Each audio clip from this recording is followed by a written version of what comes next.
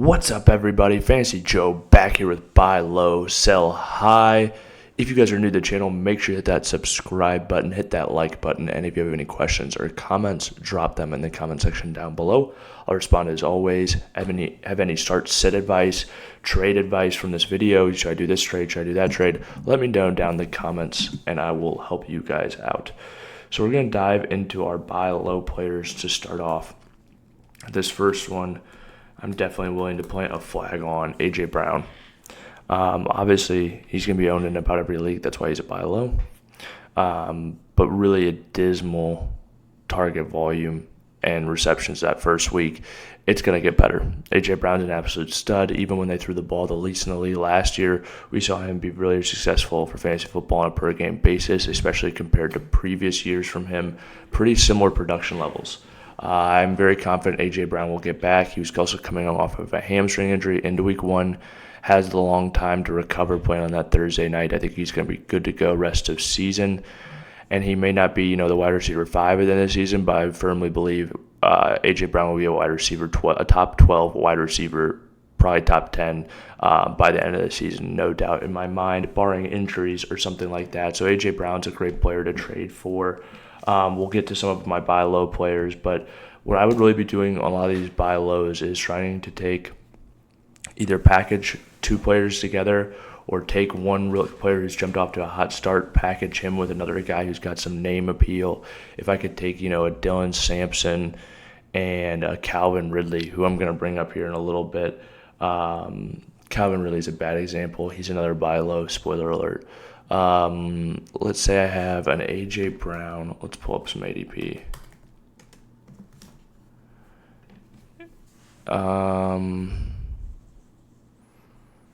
Obviously, the fantasy season, draft season's over, but this just helps to pull up names to see for some of the trade combinations, the type of deals that I can give you guys to go out there and work then on your own. Okay, let's see. Okay, honestly, even if I had a Ladd McConkey, I could take Ladd McConkey and Dylan Sampson, turn that into A.J. Brown, I would do that. I think you can even go maybe a little bit. If I had Tyreek Hill and I could sell him, I'd absolutely do that. Tyreek Hill is a must-sell to me. Not very high on him or just any of that Miami offense in general coming into the season or after that first week against the Colts. Yeah, if I could take a Marvin Harrison, package him with a solid running back, Jordan Mason, and go out there and get A.J. Brown, I'd also do that. I think that's a good move. Let's jump into our next buy low, Omarion Hampton. I actually think I do own him in this league. Just great involvement for him this first week. 15 carries, ran 25 routes. He's going to get the ball a lot. The offense is very good. He played against the Chiefs defense in his first game. That is really good, especially stopping the run. We saw what they did to the Eagles in the Super Bowl. They were even able to stop them running the ball even though they got slaughtered. But I think Omarion Hampton, another guy I'm willing to plant my flag in. I think he's going to be a top 12 running back by the end of the season. I would absolutely go out there and get him. I think this is a guy you can really get a bargain on right now. And when you look at the underlying numbers, everything looks phenomenal for him moving forward. Another guy I'd be all in to trade. If I could take Kenneth Walker and a good wide receiver and trade for him, I would absolutely do that. But yeah, there's another one. We just touched on this guy, Calvin Ridley. Reason being, Cam Ward looks really solid to me. Calvin Ridley had a good participation in a lot of the plays on offense. He dropped some big passes as well, which is obviously frustrating, but lets you know that Cam Ward's looking for him, that Calvin Ridley's getting open. I think there are a lot brighter days ahead, especially when you get a tough matchup with Pat Surtain and that defense. Here we go, perfect. So, 8 targets this first week, had one real tough drop, but I just think brighter days are ahead. Like I said, it was a tough matchup, had some drops. First game for Cam Ward, a lot of signs pointing up for him. And then another guy, my last buy low, Travion Henderson. Main reason he played 35% of snaps week 1, had 5 carries, 6 receptions. This is kind of right where I expected him to be, right around touch mark. Obviously, didn't get in the end zone, didn't have any explosive plays, but those are coming for him. Rest easy on that. That snap percentage is just going to continue to increase as the season goes on. I expect him to eventually get to that double-digit carry mark, be a 4-catch guy in the passing game, which is actually really phenomenal for fantasy football. So I think he's a guy who's going to be able to get to double digits even on, 10 touches, but I think pretty soon he's going to be a 15-touch back, and by the time that happens, he's going to be an absolute force for fantasy football. So go out and get this guy while you still can. The end numbers aren't great, but I still think you can roll him out there every week. He's got a plus matchup this week. They play Miami, right? Yeah, so I am going to have him ranked highly this week. Go out there and get him before he goes off against this porous Miami Dolphins team. All right, now we're on our buy or our sell high players, excuse me. So this one, I'm just going to chuck out there, Quentin Johnston. If he's a guy a lot of people are adding off waivers, I go out there and try to flip him if I can. 7 targets is good, but we've seen him struggle with drops in the past, have some of these big hit games. It's not that I don't think he can be good for fantasy, but I'm going to try to sell him as a wide receiver 2 right now to one of my guys in my league who's not necessarily the fantasy expert.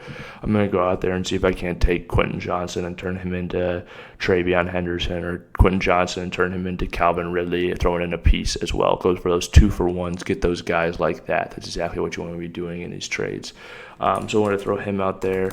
Another one, Javonte Williams. He did look pretty solid, honestly, in this first week. The offensive line looked better than I thought it was, and I do think there's a matchup where they can win. It's not that I think it's going to fall off for him, but you see those 2 touchdowns, 3.6 a carry. It was, again, a tough matchup, but I would try to flip him if I can. If I could take huge Javonte Williams, flip them for Henderson, I'm doing that 100 out of 100 times. This next one, too, is a little bit of a caution because I do think he's going to be pretty solid for fantasy football this year. But the reason I'm putting him on here is just because he's coming off such a monster game, and then we had the Tank Bigsby trade, Travis Etienne.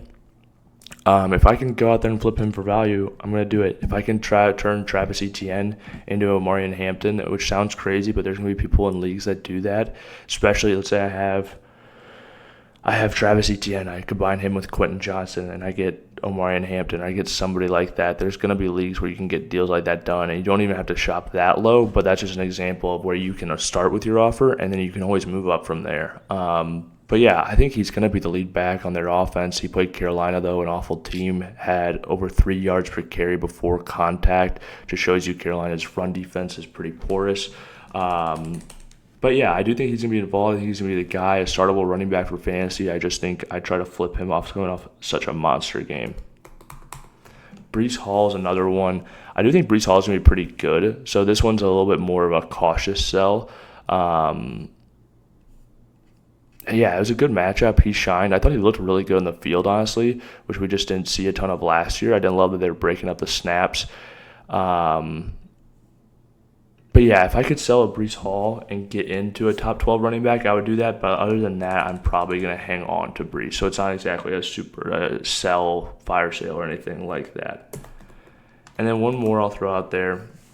This is a similar situation. Not a fire sale. You can hang on to this guy. I think he's going to be a solid fantasy football player for you all year long. But if I could flip him for something good, get a top 12 wide receiver, package him with another player and get a top 12 wide receiver, I'd absolutely do that. If I could take him and get into an A.J. Brown right now, which is a good example, I think there's leagues where you can do that, done. I am doing that. I do not believe in Kyler Murray a ton. I think Marvin Harrison Jr. is a pretty good receiver. I just feel like the way they utilize him could be better, especially with some of those routes over the middle and Kyler's height. I do think it's just not a great matchup. But he's a guy I expect to be, wide receiver 18 or higher by the end of the season. So a guy who I think will be good, let's say wide receiver 20 by the end of the season. A guy I think that will be good, but I am probably going to try to sell high on, see if I can get into somebody better. Same thing with Breece Hall. If I can get a top 12 running back, let's do it. If not, I'll probably hang on to Breece Hall for the upside that he possessed and how good he looked on the field this last week. Alrighty, if you guys have made it to this point in the video, please hit that like button, hit that subscribe button. Rankings come out later today, so you're going to want to stick around for those, so make sure you hit that subscribe. And if you guys have any questions or comments, trade advice, start sits, put them down in the comments, and I'll respond to every single one of them, give you that direct fantasy access that you're looking for. This has been Fantasy Joe. Thank you guys for watching.